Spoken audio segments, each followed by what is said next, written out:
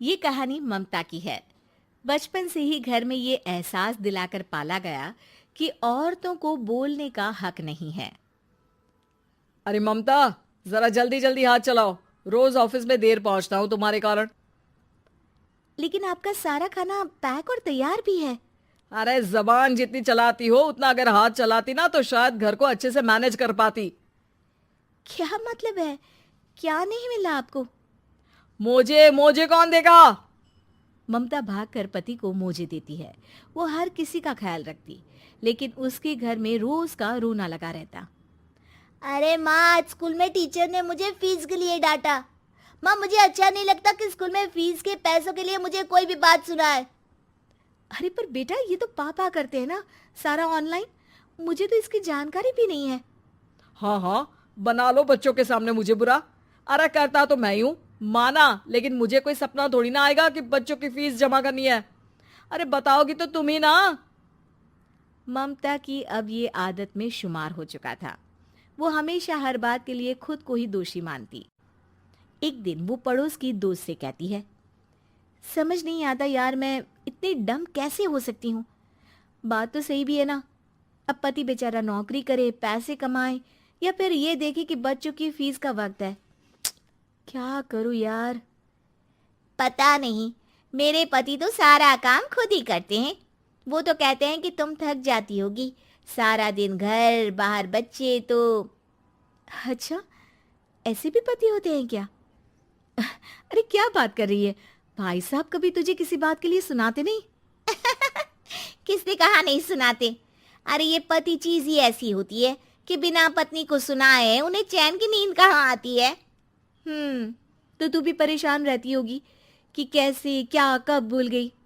अरे वो तो मुझे बस इस बात के लिए ताना देते हैं कि मैं वक्त पर खाना क्यों नहीं खाती या पार्लर जाकर अपनी साज सज्जा क्यों नहीं करवाती। पड़ोसन बोल ही रही होती है कि ममता के बेटे की आवाज आती है। अरे माँ, क्या हो गया? लग नहीं रहा कि आज आप मुझे पानी भी देगी। अरे कब से खाने के लिए वेट कर रहा हूँ। अरे यार, मैं चलती हूँ। बेटा खाने के लिए वेट कर रहा है, मैंने उसे खाना भी नहीं दिया। अरे 12वीं में पहुंच चुका है तुम्हारा बेटा, उसे बोलो खुद पानी लिया करे। मैंने तो अपने बच्चों को काम करना सिखाया है। अरे यार, खुद की भी तो कोई लाइफ है। माना जब नहीं कर सकते थे तो किया, लेकिन अब इतने बड़े बच्चों की हर बात मानेंगे तो मुश्किल तो अपने को ही होगी। ममता को पड़ोसन की बात में दम तो लगता है, लेकिन करे क्या, आदत भी तो खुद ही ने डाली थी। ममता घर जाती है कि तभी बेटी आ जाती है। माँ, परसों मुझे एक शादी में जाना है। तेरी वो जो लाल वाली साड़ी है ना, उसे दे देना। मैं आज जाकर टेलर को दे दूंगी, वो उस साड़ी से सूट बना देगा। अरे नहीं नहीं तारा, वो मेरी माँ ने मुझे दी थी और उस साड़ी से मेरी काफ़ी भावनाएं जुड़ी हैं। तुमको ना मैं दूसरी साड़ी दे दूंगी। ओके, कोई बात नहीं, लेकिन आज दे ही देना पक्का। तारा माँ की साड़ी से सूट बनवाकर पार्टी में जाती है, लेकिन जब वो पार्टी से लौटती है, क्या है, मैं तो समझ ही नहीं पा रही हूँ। अरे जब वो साड़ी मांगी थी तो ये छल्ली सी साड़ी क्यों दे दी? मैं ही पागल थी जो इस साड़ी का सूट बनवा लिया मैंने। माँ, जानती भी हो कि कॉलेज में मेरी कितनी हंसी उड़ी। तभी वहां ममता का पति सुनील आ जाता है। अरे गवार औरत, जब बेटी साड़ी मांग रही थी तो दे देती ना। अरे पापा, इनके तो इमोशंस जुड़े थे उस साड़ी से। ममता इतने सब के बाद भी कुछ नहीं बोलती। मेरी बेटी की बेइज्जती हो गई। मैं बिल्कुल बर्दाश्त नहीं कर सकता ये। मैं नहीं चाहता कि मेरी बेटी से कोई भी ज्यादा सुंदर लगे पूरे कॉलेज में।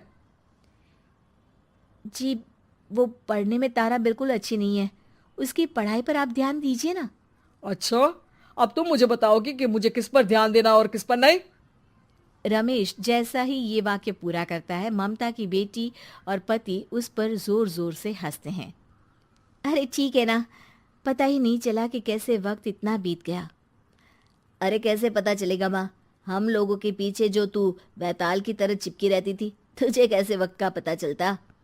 ममता को पहले सास ससुर, फिर पति और बच्चों की तरफ से इस तरीके की बातें सुनकर उसका मन बहुत दुखी रहता था। एक दिन, सुनो ना, बहुत दिनों से कमर के नीचे बहुत दर्द रहता है। कल मैंने देखा तो एक फोड़ा था। अरे ममता, एक बार अपने पति से बात करो, वो तुम्हारा फोड़ा डॉक्टर को दिखा देंगे। अरे नहीं नहीं, वो तो गुस्सा हो जाएंगे। अरे क्यों गुस्सा हो जाएंगे? तुमको दर्द है? हाँ, लेकिन वो यही बोलेंगे कि ऑफिस जाऊं या फिर तुम्हें लेकर डॉक्टर के पास। तो बेटे से ही बात कर ले।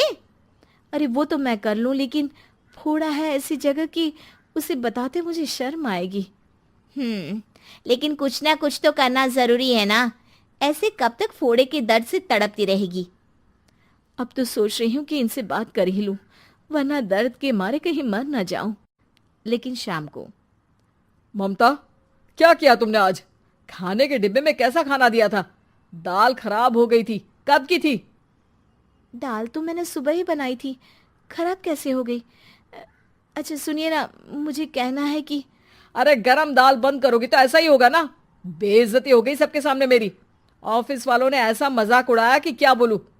कल से ठीक से खाना देना है तो देना, वरना खाना देना बंद कर देना। बाहर खा लूंगा मैं।